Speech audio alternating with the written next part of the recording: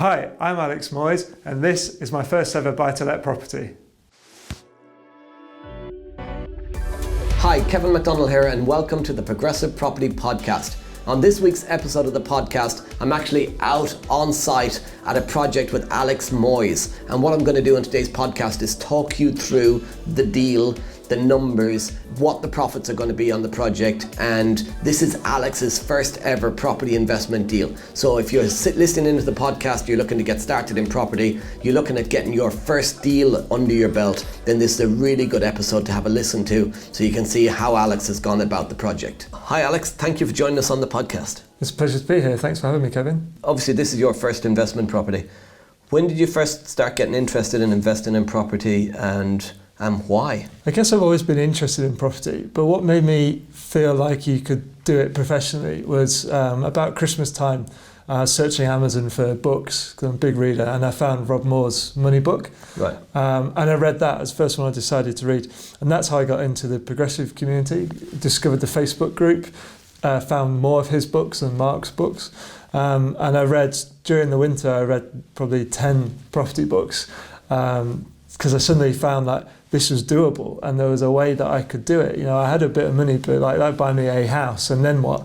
And all of a sudden I realised that I could actually buy more. They have enough money to buy that first house, and then they put all their money into the first house and they can't do any more and they're stuck. Yeah. So it's, I guess, reading the books and getting part of the community helped you realise there's better ways. Yeah, it did.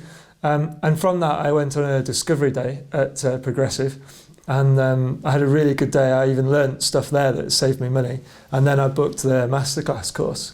And that was the journey that I took really to start understanding all the different strategies. I listened to loads of podcasts, found more books, and just started to try and understand what you needed to learn to get started. Right. And the masterclass, that's the 4-day training with Anne Holton. How did that help you? What sort of things did you learn on that helped you?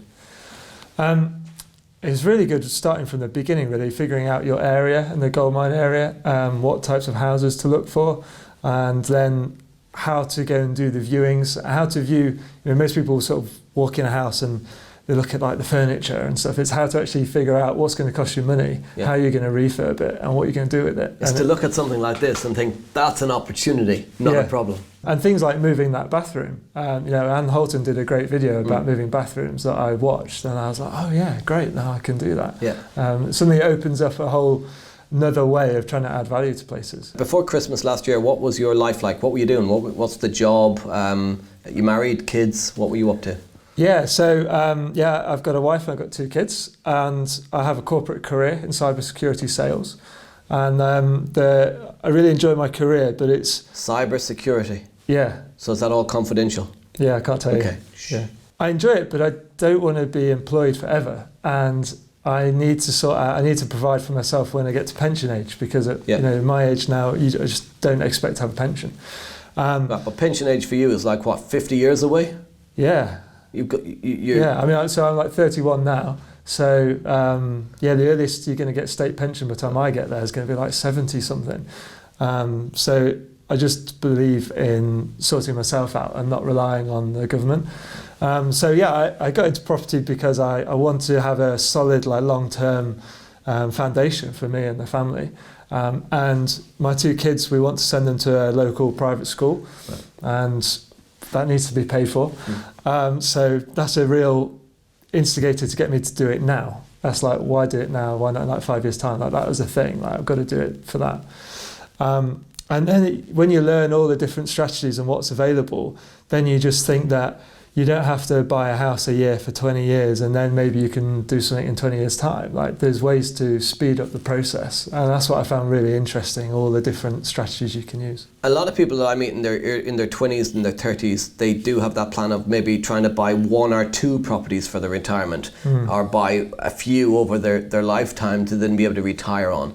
And when I started my property journey, I looked at it at the start as well about a retirement plan. And I quickly realised this isn't a retirement plan, this is a now plan. Yeah. So what was the key bits for you that made you realise, actually, I'm not thinking big enough, this could be more than I wanted it, or I initially thought it could be, that I can do more than 1 deal a year or 1 deal every 5 years? I suppose it probably goes back to that money book where Rob talks about the different levels of wealth and trying to understand what you might want in the future and how you sort of structure your finances. And I understood that I don't want to work for money all the time, and I want to have more free time. I have a good job, and so to replace that, to have the prospect of replacing that, I need quite a lot of houses. So I've always, as soon as I realised it was possible, I did start thinking big. And I know that I need 33 houses like this one to replace my income, to give me that choice, whether I choose to do it or not.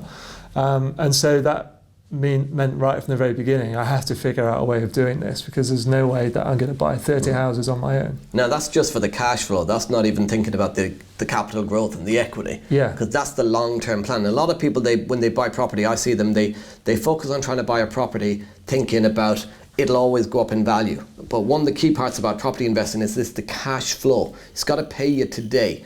The uplift in value is the bonus money. That's the legacy money. I mean, equity across 33 properties is going to run into the millions in a few years' time. But that doesn't put your kids through private school at the moment. No. It's the cash flow you need to focus on for that. So that's a really good plan. What would you say to anyone who's, say, maybe watching the YouTube video at the moment thinking, I'm looking to get into property, can I do it? I'm in my early 20s, I'm in my early 30s. Is it something that I could do as well? What would you say to them? Anybody can do it, and everybody says that, right? But I have a really busy career, and I have a family, and they support me well, but I find the time to do it because I want to, and because I enjoy it. And you just have to start. And I started doing viewings, and then once you start doing some viewings, then you started making offers, and then you kind of build up. One thing leads to the next. You have to sort of risk something happening, don't you? You've got to go out there and do it, and the next steps either will take care of themselves, or you'll realise you've got to go and learn that thing, and then you can go and learn it, and then you do it again. And that's what I found. Everything that I do opens up more options or more activities that I then need to go and learn about, and I learn about them, and then you go through your journey like that. This property, you viewed it a couple of months ago? I actually viewed this when we were doing the JV Finance Raising Challenge. Right. That was about 3 months ago now. I viewed it during that week, tried to understand the situation of the seller, whether there was some motivation there, and I thought that the house worked, and it definitely works from a rental point of view. So what was the situation of the seller of this property? Why was it on the market for sale, and why was it in such a state? So the previous owner was an old lady who had gone into her home, and I think the house had been empty for about 18 months by the time I viewed it. So it certainly was looking unloved and a bit uncared for, and it was being sold by her son. And they'd had it on with 2 agents already. I think they'd had sales fall through because of some of the issues that the house had. Yeah.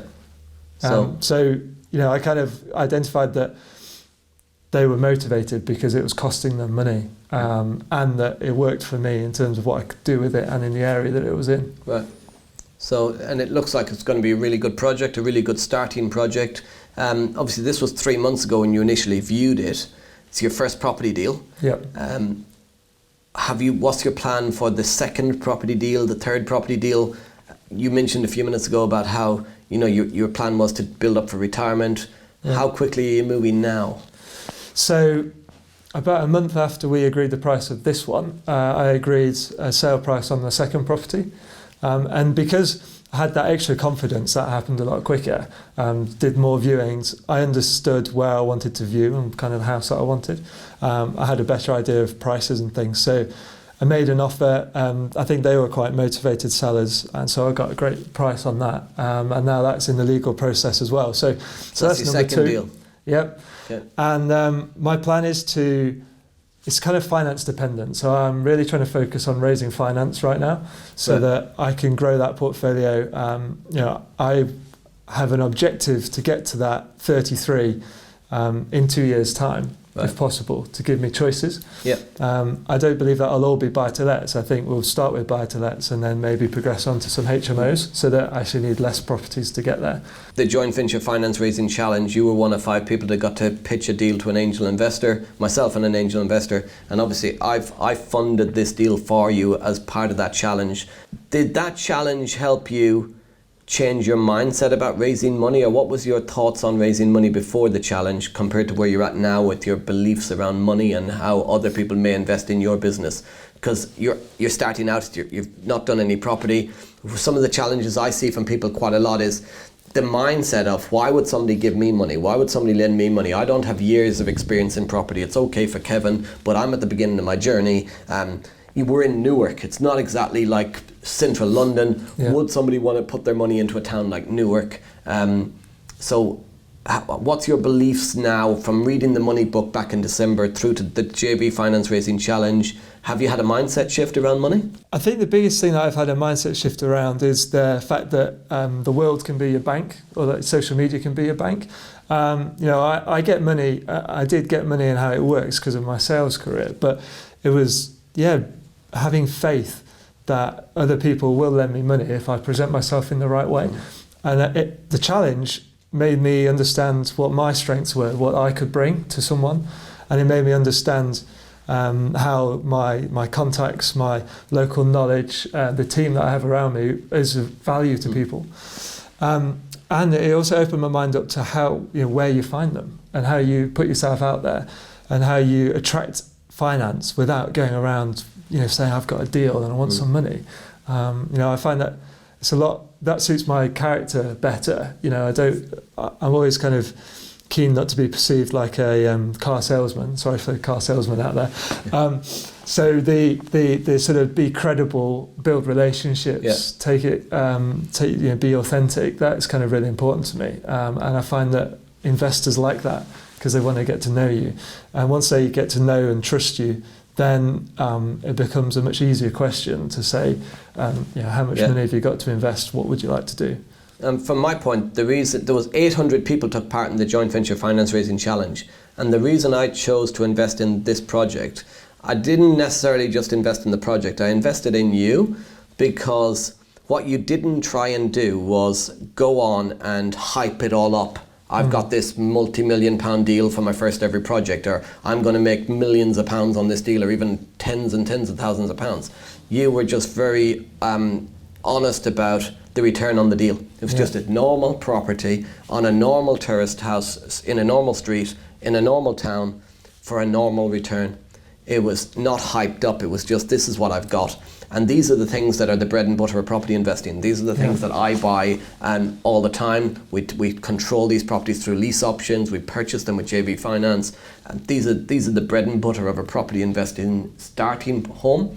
And even to scale your business. Progressive Property, the foundation of the business is built on terraced houses. So for anyone watching and thinking, will other people invest in you?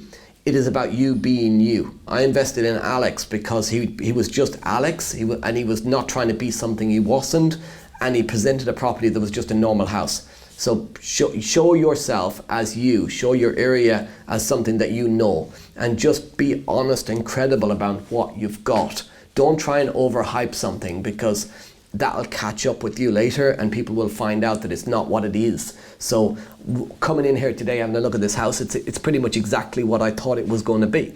And it's that when you're looking to joint venture with people, they don't want surprises of, oh my God, there's no roof on the house or something, or the numbers he told me doesn't add up. And the numbers, everything just seemed like it was logical and not like I'm only going to spend $4,000 and add 40. It was spending 15 and having 20 grand of equity at the end. So it was really understanding your numbers.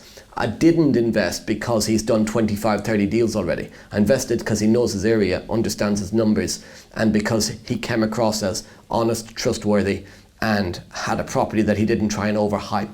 And that's really important if you're watching this, to focus on the key aspects of people are not investing in you because you've got loads of experience and having done loads of property deals already. They invest in you because you are somebody who understands what a deal is today. Doesn't matter you've not done one before, just what a deal is today. So I just want to feed that back to you as well about why I chose you for this deal, and to help other people watching about why they would, what to look for and why they need to back themselves to do property deals. Obviously, I funded this first deal for you. Have you continued to look for, you mentioned you're focused now on raising money. Yeah.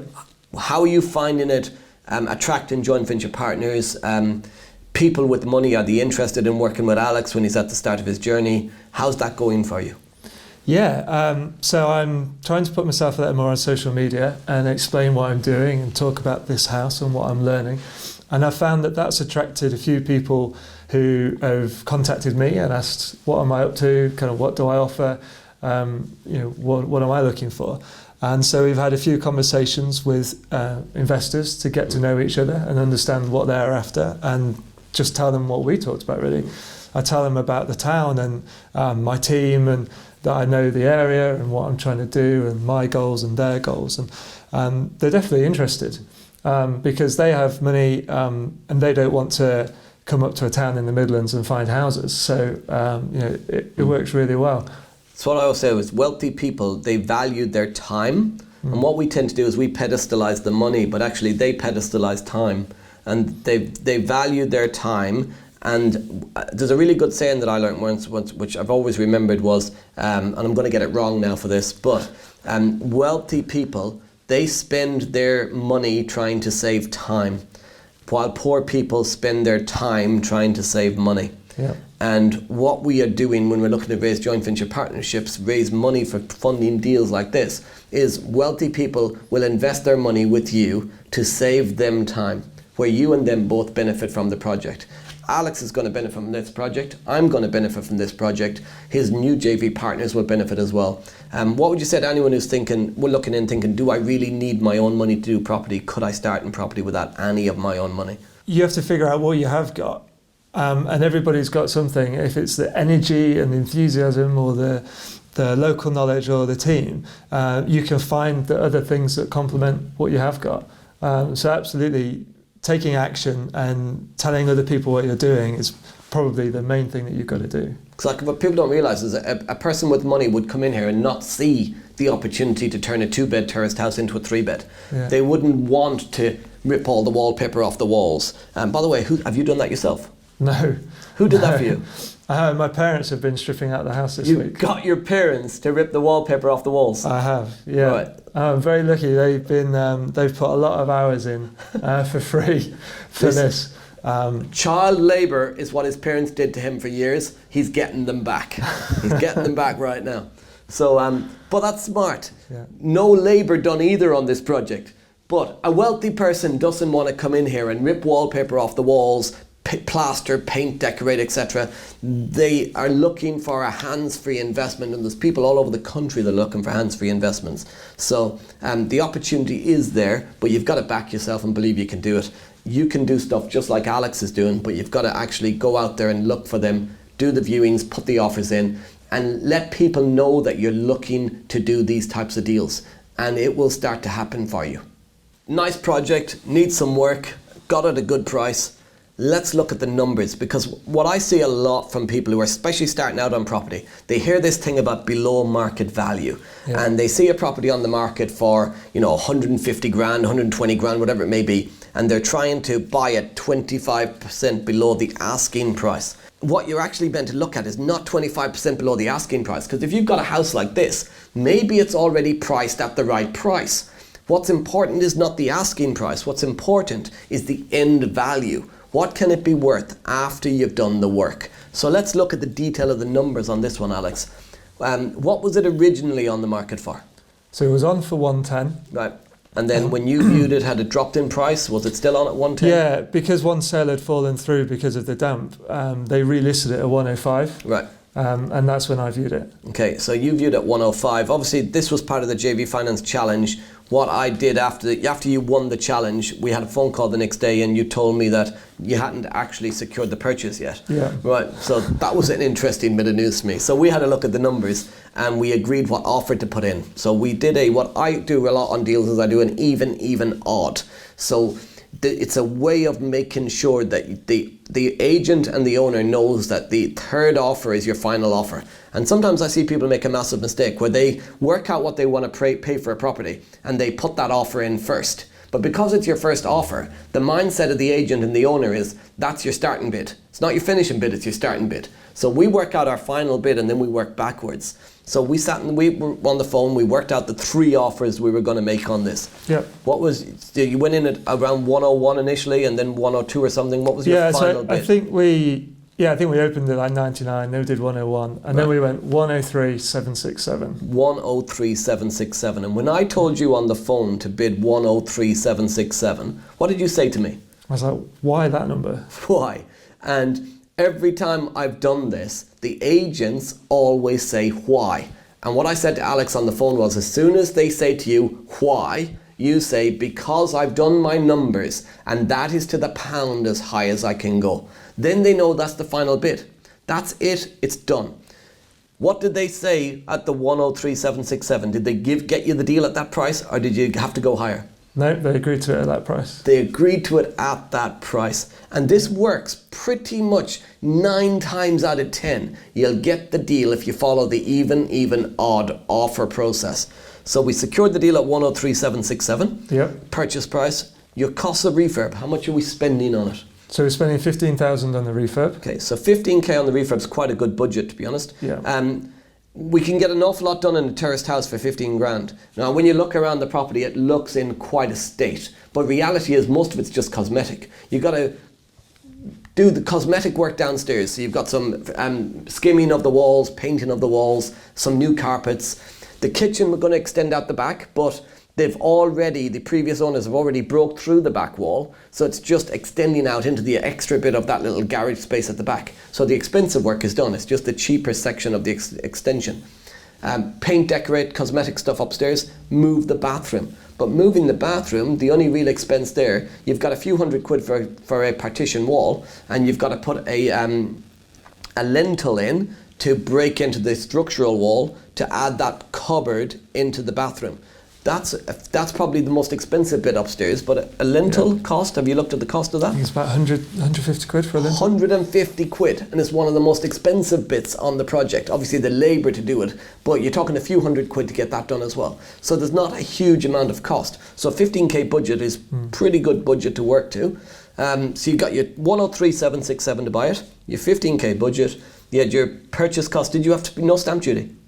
Yes, we paid 3%. Yeah. Yes, you got your initial. So a lot of people have confused at the moment with the 0 stamp duty, where there's no stamp duty if you're buying a residential home or your first purchase. Now, this is Alex's first investment property, but he owns his own home, which means that he has to pay the 3% stamp duty. So the base layer stamp duty, none to pay, but you have to pay the additional 3% for the either second home or investment property. So 3% stamp duty on 103k is what, just over 3 grand. Yep. And then you've got the finance costs on the loan. Yep, and the legals. And then the legal costs. So all in, with 103 and 15 is 118, and 3 for stamp duty, 121. Finance costs, you're going to be in for around 125, 6, 7, something like that? Yeah, so the other legals were 3,000. Right, okay. So 6 grand in all purchase costs. Right. And then if we're counting the cost of money as well, that's 7 grand. So we're looking at 130-ish all in, probably. Yeah. So 130 all in. That's right. What's the end value? It'll be 150. You've got 100% of the purchase cost funded. You've got 150 end value, 130 all in. Yeah. So 20 grand of equity. What will it rent for when it's done? I believe it will easily rent for 650. 650, and you'll refinance onto a mortgage. Have you worked out yet what the monthly mortgage payment around will be? Yeah, it's going to be about 370. So you're going to pay 370 a month on the mortgage, 650 rent. You're going to manage it yourself or through an agent? I think we'll use an agent for tenant find and setup. Right. And probably manage it ongoing ourselves. So you'll have a one-off tenant find fee. Yeah. Okay, so that's typically probably around the first month's rent. Yeah. But then, so at 370, let's call it 30 quid for maintenance and stuff, for 400 quid, 250 quid a month profit. Even if you go 50 more out of that, you're looking at around £200 a month profit. Yeah. So 20 grand equity, £200 a month cash flow. Yep. And is that your target where you said 33 deals? Are you looking at 200 a month from each deal? Yes, yeah, 200 is the target. So that's what, 6.5 grand a month income? Yeah. Okay. So your first one done, second one on the way. Pretty good deal, that. Yeah. Pretty good deal. Not bad for the first one. Not bad for the first one. So you've been listening to the Progressive Property Podcast. Remember, it's on iTunes and Stitcher. It's out every single Tuesday, so make sure you subscribe, make sure you're listening in on the content. Also, because we've done a tour here in Alex's property today, I'm going to be doing a video of the tour of the property on the Progressive Property YouTube channel. So go and subscribe to the Progressive Property YouTube channel. If you've enjoyed today's podcast, if you've been listening in, you can go and have a look at what the actual property looks like. You can see a tour of the property. So go over to YouTube, Progressive Property YouTube channel, subscribe to the channel and have a watch of that tour. And subscribe to the channel so you can stay in touch with future videos there. And the end video, when we do a tour of the property in the future, that will be on the YouTube channel as well. There's lots of great content on there. So you've been listening to the Progressive Property Podcast. I've been Kevin McDonald. You've been absolutely awesome.